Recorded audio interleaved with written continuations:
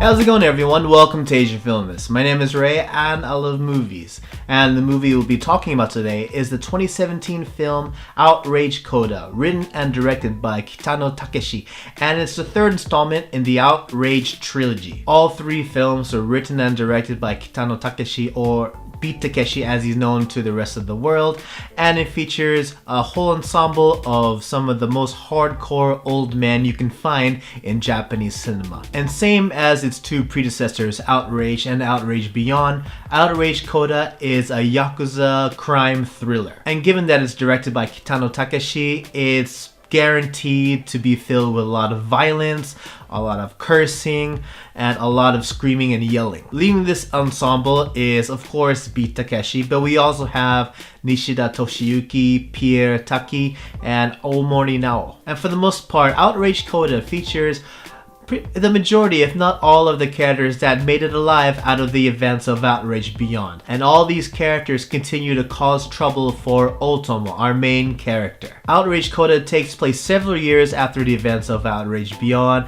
and in the beginning of the story, Otomo, who's played by Beat Takeshi, he now lives on Jeju Island in South Korea, where he works for Mr. Chang, who is a fixer who does jobs in Korea and in Japan. Just for a little backstory, Otomo, he's an ex-Yakuza. He was a member of the Sanno-kai, who is the central Yakuza family in the stories of Outrage and Outrage Beyond. In the events of Outrage Beyond, the Sanno-kai is overthrown by Otomo with the help of the Hanabishi-kai. But then afterwards, Otomo had no choice but to run away if he wanted to stay alive. So he runs away to Jeju Island under the protection of Mr. Chang. So he's essentially the muscle of Mr. Chang now.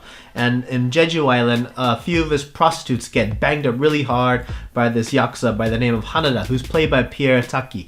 And it turns out that Hanada is a member of the Hanabishi-kai, and he's just taking holiday in Jeju Island. So Otomo confronts Hanada.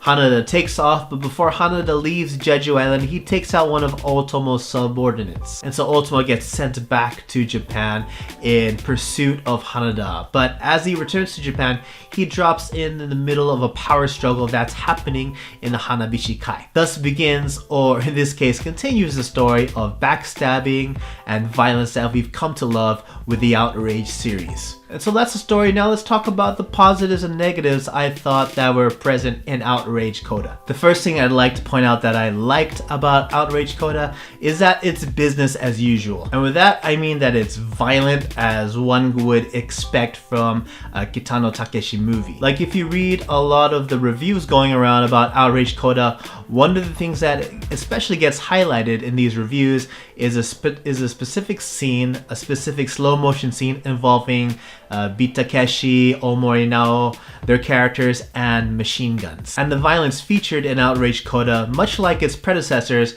is as satisfying as it is violent. That's kind of hard that's kind of funny to say. That's one thing you gotta expect and love about Beat Takeshi's Yakuza movies, is that it's going to be violent and it's going to be kind of uncomfortable to watch at times, but then you know what you're getting yourself into when you watch one of his gangster flicks. Second, everyone gives a really astounding performance as convincing Yakuza members.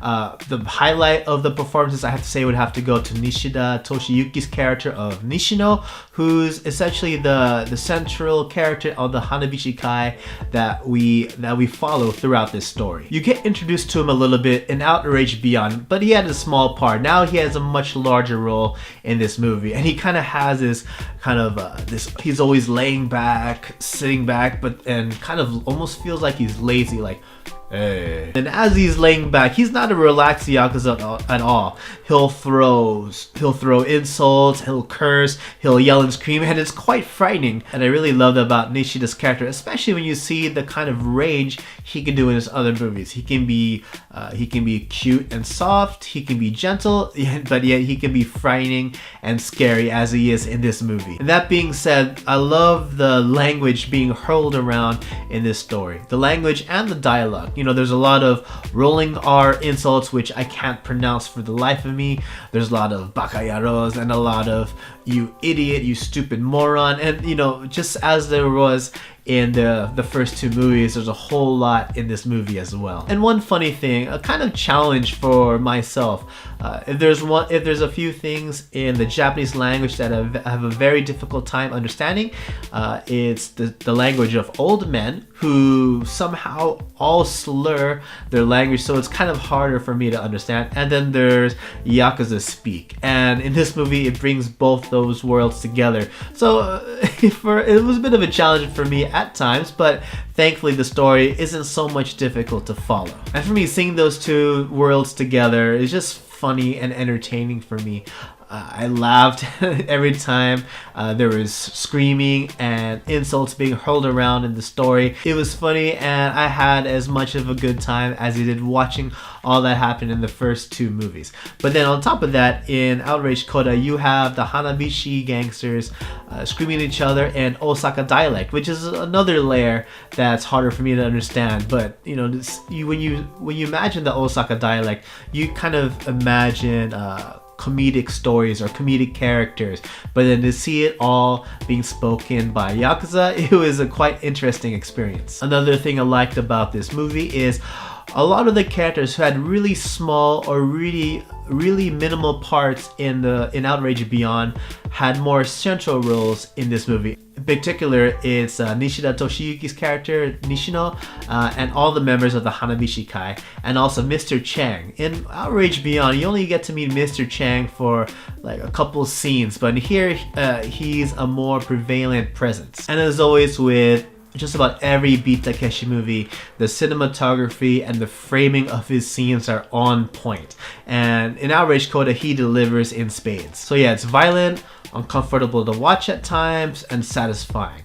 And that being said, let's talk about the negatives I felt that were in Outrage. The first of which is pretty similar to what I mentioned for my first positive, and that is business as usual. That being said, there isn't much new to offer in Outrage Coda to the genre as a whole. It's pretty much the same kind of stuff we've seen in Beat Takeshi's other Yakuza films. But some of the things that were featured in Outrage Coda I felt didn't amount to as much as when it was featured in the previous two movies. For example, I felt that there wasn't enough backstabbing in Outrage Coda, but then, you know, that's a given considering that most of the cast in the original two movies are no longer alive, and we're left with a much smaller cast in this movie. But I thought it was quite funny in the first two movies when pretty much everyone just backstabbed everyone. Nobody could really trust anyone. I mean, it's the same case in Outrage Coda, but I felt like because there was so many more characters in the first two movies, you got a whole lot more of that there. Another thing that's kind of more of a love and hate thing for me is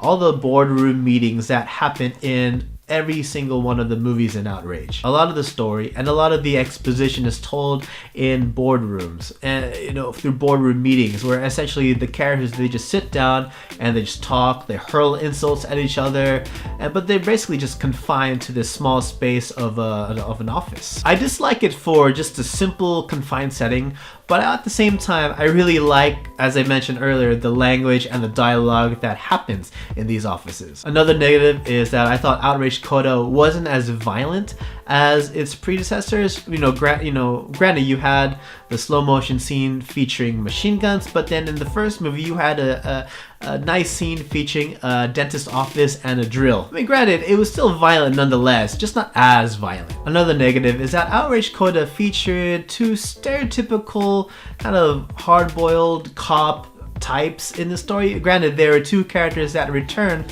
from the previous movie, but their presence in this story I felt wasn't as satisfying, and that was because in the first two movies you had Kohinata Fumio's character who played kind of a two-faced detective, and he's, for obvious reasons, if you've seen Outrage Beyond, you know why he shouldn't be in Outrage Coda, but his absence from Outrage Coda really kind of like made the cops' presence really just unnecessary, or even just a waste. I mean, they didn't really contribute much to the story other than having the sole presence of a police force. But I don't know, maybe I didn't like the cops being in this movie because Kohinata Fumio's character in the previous movies, he was my favorite character. He was the most entertaining out of all the characters present. And the last negative I have to say is that, you know, as much as I love Beat Takeshi's movies, I'm not really a big fan of his acting. I don't really feel like Takeshi is a strong actor.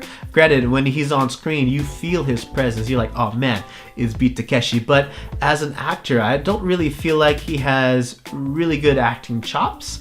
I feel like his characters are kind of two-dimensional, not much range in the kind of stuff he can do in his performances. But granted, you know, as I said, he has a presence that's to be felt in any movie he's in. But at the same time, as I said, I'm not much of a fan of his acting, unfortunately. But you know, overall, Outrage Coda, you know, it does its job. It does what it sets out to do, and that's to tell a story of an old-timer Yakuza who's just too old to do any of this shit anymore. And Ultimo, he's depicted as the lead hero in this trilogy, but one thing that I really like with what Kitano does with his movies is that he makes every character really despicable and, you know, in the real world just really bad, but you just can't help but get behind Ultimo's character. Granted, you know, and he does a lot of things that a lead hero shouldn't do. He'll shoot people behind in the back, and he's just a really bad character, but you really just can't help but love him for that. And something that I thought that was pretty interesting, you know, throughout the story, they come to a theme where they condemn the acts of violence. But then how do they condemn acts of violence? By inciting more violence. And that's what I can expect and love when watching a Kitano Takeshi movie. But I gotta say, Outrage Coda, it was probably my least favorite out of the Outrage movies. My favorite being Outrage Beyond, the second in the trilogy. You know, even though this is my least favorite Outrage movie, that doesn't necessarily mean that it was a bad movie. I actually was purely entertained with Outrage Coda. But when all is said and done, the ending, it was badass. I couldn't ask for a more badass ending than the ending featured in Outrage Coda. And, you know, without spoiling anything, it's definitely the final Outrage movie. And so yeah, those are my thoughts on Outrage Coda. What did you guys think? Or what kind of questions did you guys have? Leave a comment in the comment section below. As always, everyone, thank you so much for watching. Don't forget to like this video and subscribe to Asian Filmist for more reviews and discussions from Asian films. Follow us on Facebook and Twitter. And you can even follow me on Twitter at RayMaru555 if you want to talk up more movies. Thanks again, guys, and I'll see you all in the next video. See ya.